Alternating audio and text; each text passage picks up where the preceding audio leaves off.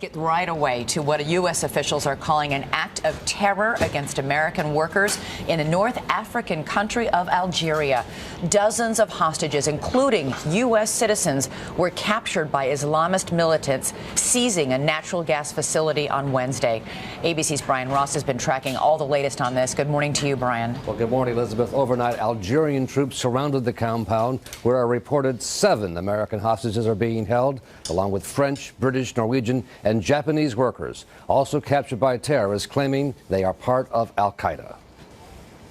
There is growing concern this morning about the fate of the hostages, being held in the middle of the Sahara Desert at the residential compound for workers at a natural gas facility partially owned by BP. Intelligence officials say the situation is tense.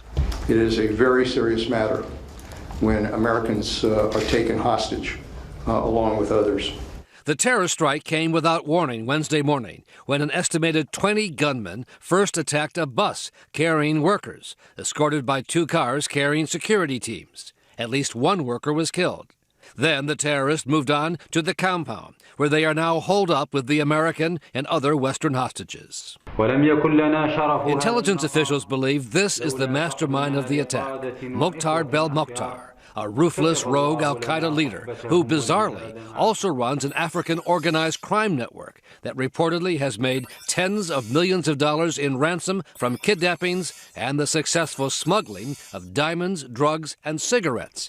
His nickname is Mr. Marlboro. He's very, very cold, very businesslike. Canadian Robert Fowler, a former UN diplomat in Africa, was held hostage for 4 months by Belmokhtar until freed in 2009. Fowler says he is a man to be feared. I was afraid for my life all the time. I was afraid for my life when I woke up in the morning and when I went to sleep at night. But he's a very serious player. Intelligence officials say the situation would be much easier if all the terrorists wanted was money. But Belmokhtar's group says it wants the French army to stop its campaign against Al-Qaeda in Africa. And officials say now, with the element of surprise gone, a raid to free the hostages by the U.S. or Algeria would be very, very difficult.